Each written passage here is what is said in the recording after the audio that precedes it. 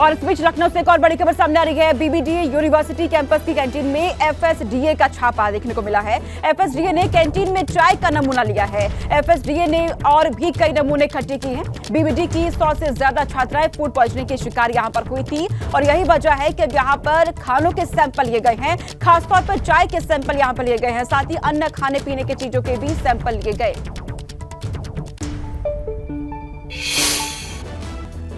Bulletin की शुरुआत बड़ी खबर के साथ। मेरठ से बड़ी खबर सामने आ रही है। अतीक अहमद का बहनोई डॉक्टर अखलाक अहमद गिरफ्तार हो चुका है। एसटीएफ ने मेरठ के भवानी नगर से गिरफ्तार किया है। उमेश पाल हत्याकांड में साजिश का बनाया गया है आरोपी।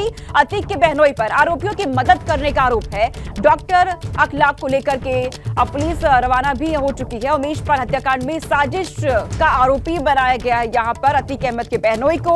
अतीक के बहनोई पर आरोपियों की मदद करने का आरोप लगा है। प्रयागराज रवाना हो चुकी है पुलिस अतीक अहमद के बहनोई को लेकर के। ये इस वक्त की बड़ी खबर है। अतीक अहमद का बहनोई डॉक्टर अखलाक अहमद गिरफ्तार हो चुका है। इस मामले में एसटीएफ ने मेरठ के भवानी नगर से गिरफ्तार किया है। सनुज शर्मा मेरे साथ जुड़ चुके हैं। सनुज, यहाँ पर अतीक अहमद के परिवार पर लगातार शिकंजा तो कसा ही जा रहा है पुलिस की तरफ से, लेकिन अब बहनोई का नाम भी सामने आ रहा है इसमें। हाँ, देखिए, अतीक अहमद का जो बहनोई है अखलाक अहमद, वो मेरठ के भवानी नगर इलाके के रहने वाले हैं। कुछ साल पहले भी पुलिस ने जब दबिश दी थी तो अतीक अहमद के जो बेटे हैं वो यहाँ पर मिले थे। अतीक अहमद के बेटे और शूटरों की तलाश में जो एसटीएफ है उसने यहाँ पर दबिश दी और अखलाक अहमद को उनको गिरफ्तार कर लिया है। उनसे पूछताछ में पुलिस को कई अहम सुराग भी लगे हैं और उसके बाद जो नौचंदी थाना इलाका है, नौचंदी थाना इलाके में जीडी में एंट्री कराने के बाद जो एसटीएफ है वो डॉक्टर अखलाक अहमद को गिरफ्तार करके प्रयागराज ले गई है। पूछताछ में कई अहम सुराग मिले हैं। पूरे पश्चिम उत्तर प्रदेश में एसटीएफ ने डेरा डाल रखा है क्योंकि एसटीएफ को कुछ ऐसे इनपुट मिले थे कि जो उमेश पाल हत्याकांड के जो आरोपी हैं वो पश्चिम उत्तर प्रदेश के मेरठ, मुजफ्फरनगर, सहारनपुर, शामली कहीं छिपे हो सकते हैं। तो पूरी तरीके से एसटीएफ ने यहाँ पर घेराबंदी कर रखी थी और इसी सूचना पर एसटीएफ ने जब दोबारा छापा मारा भवानी नगर इलाके में तो यहाँ से डॉक्टर अखलाक अहमद जो माफिया अतीक अहमद के बहनोई हैं उनको गिरफ्तार कर लिया। उनसे पूछताछ की जा रही है। पूछताछ में कई अहम जानकारियां भी हाथ लगी हैं। आरोप ये लगाया जा रहा है कि जो आरोपी हैं, जो शूटर हैं, उनकी लगातार जो अखलाक अहमद है वो उनकी मदद कर रहे थे, उनको संरक्षण दे रहे थे। इस तरह के जो तमाम आरोप हैं वो लग रहे थे, जिसके बाद एसटीएफ ने डॉक्टर अखलाक अहमद को गिरफ्तार कर लिया है और जो एसटीएफ है वो उनको गिरफ्तार करके प्रयागराज ले गई है। पूछताछ में कई बड़े अहम सुराग भी मिले हैं और जो उनका मोबाइल फोन है उसकी कॉल डिटेल भी जो एसटीएफ है वो खंगालेगी ताकि कुछ और चीजों का जो इनपुट है वो एसटीएफ को मिल सके। जी, अभी तक कोई बातें सामने रखी गई है सनुज डॉक्टर अखलाक की तरफ से, अतीक के बहनोई की तरफ से? देखिए, देर रात की ये बात निकलकर सामने आ रही है कि देर रात के करीब डॉक्टर अखलाक अहमद की गिरफ्तारी हुई है। एसटीएफ को इनपुट तो मिले हैं लेकिन एसटीएफ की जो टीम थी उसमें ये नहीं बताया कि क्या इनपुट है, क्या जानकारी मिली है। लेकिन इतना जरूर है कि जो अतीक अहमद के फरार बेटे और शूटरों की तलाश में एसटीएफ ने पिछले कई दिनों से यहाँ डेरा डाल रखा था और कुछ ऐसे इनपुट मिले कि जो अखलाक अहमद है वो आरोपियों की मदद कर रहे हैं। कहीं ऐसा तो नहीं कि आरोपी मेरठ में छिपे हो या पश्चिम उत्तर प्रदेश के किसी जिले में छिपे हो और यहाँ डॉक्टर अखलाक अहमद ने उनकी मदद की हो। तो इन्हीं तमाम आरोपों को लेकर पुलिस के लिए भी एक बड़ी कामयाबी और देखना है कि बहनोई की गिरफ्तारी से कितने राज अब खुलते हैं। बहुत शुक्रिया सरोज तमाम जानकारी हम तक पहुंचाने के लिए। और इस बीच इटावा से बड़ी खबर सामने आ रही है। पुलिस और अपराधियों के बीच यहां मुठभेड़ हो गई है। मुठभेड़ में एक बदमाश के पैर में गोली भी लगी है। मुठभेड़ के बाद 12 अपराधी गिरफ्तार हुए हैं। मौके से 2 तमंचे और जिंदा कारतूस भी बरामद किए गए हैं। तो इटावा से ये खबर बताया जा रहा है कि इटावा थाना के भरथना इलाके के मलहोसी और बाहरपुरा में अपराधियों के होने की सूचना मिली थी। मौके पर पहुंची पुलिस पर अपराधियों ने फायरिंग कर दी थी। जवाबी फायरिंग में एक बदमाश इमरान के पैर में गोली लगी। वहीं 12 अन्य बदमाशों को पुलिस ने गिरफ्तार कर लिया है। तो मौके से बताया जा रहा है कि जिंदा कारतूस भी बरामद हुए हैं, कई हथियार भी बरामद हुए इनके पास से। तो इटावा में पुलिस और अपराधियों के बीच मुठभेड़ देखने को मिली जिसमें 12 लोगों की गिरफ्तारी हुई है। इस मुठभेड़ के दौरान एक के पैर में गोली भी लगी है जिसे इलाज के लिए भर्ती भी करवा दिया गया है और कई हथियार यहां से जिंदा कारतूस बरामद हुए हैं इन बदमाशों के पास से। मौके से 2 तमंचा भी बरामद हुआ है। पुलिस को सूचना मिली थी इन बदमाशों के बारे में। इसके बाद पुलिस की तरफ से लगातार इनकी तलाशी की जा रही थी और ये मुठभेड़ के दौरान 12 लोगों की गिरफ्तारी। एक पर गोली लगी है, क्या पूरा मामला है? मेरे साथ एसपी ग्रामीण सतपाल जी हैं। सतपाल जी, ये जो मुठभेड़ हुई है किस तरह की मुठभेड़ थी, क्या पूरा? देखिए, ये इस बार जो हमारे अचलदा की तरफ से सूचना मिली थी कि 2 ट्रक और एक बोलेरो में लूट का सामान आ रहा है, उसमें कुछ बदमाश है। इस पर हमने मलोसी पुल पर अपनी टीम लगाई गई थी, जो कि फ्रेंड्स कॉलोनी के नेतृत्व में, और बहारपुरा पर इंस्पेक्टर भरतना और एसओजी टीम लगाई गई थी।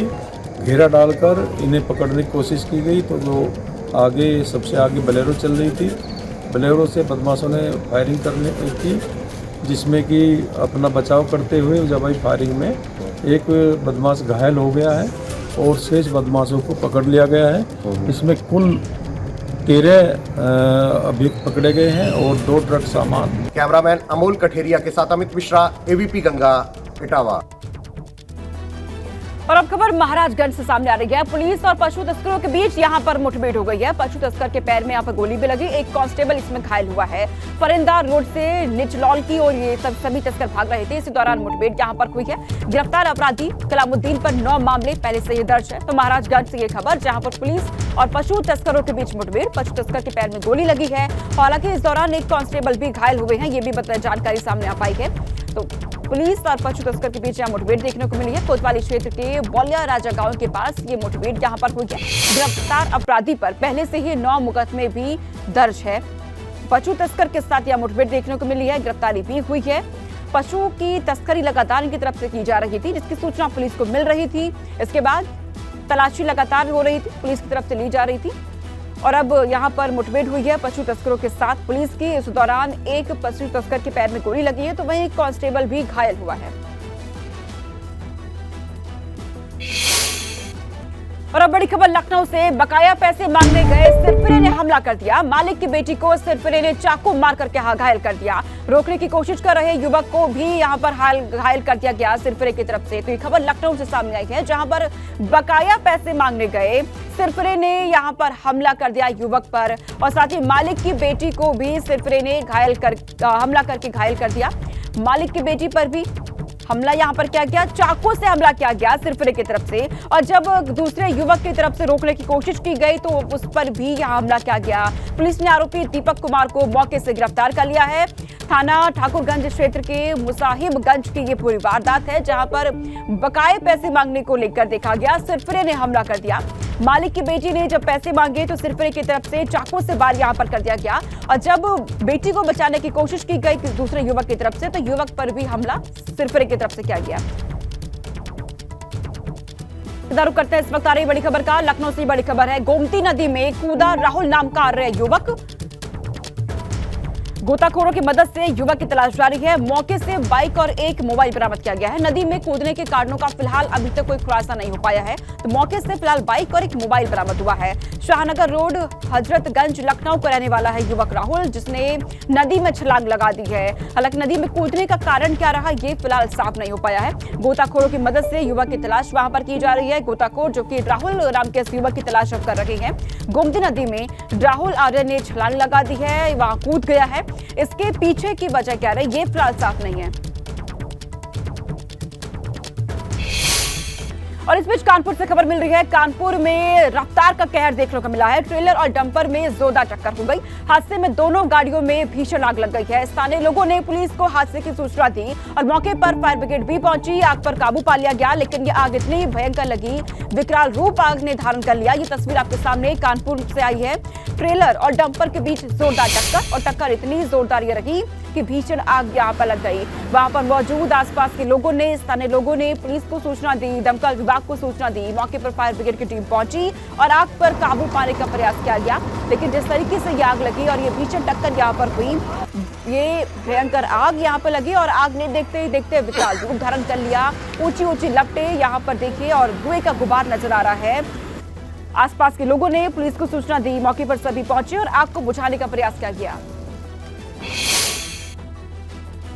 कानपुर के पनकी में शराब के ठेके के बाहर महिलाओं ने प्रदर्शन किया। नशेड़ियों से तंग महिलाओं ने ठेके पर ताला जड़ दिया। रतनपुर की आवासीय कॉलोनी में शराब का ठेका संचालित हो रहा था। वहीं सूचना पाकर पहुंची पुलिस ने महिलाओं को आश्वासन देकर ठेका हटवाने का भरोसा दिलाया है।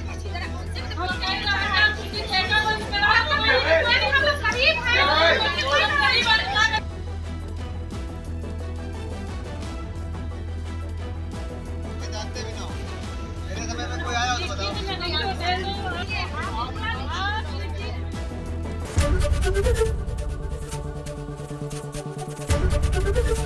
एबीपी गंगा, खबर आपकी, जुबान आपकी।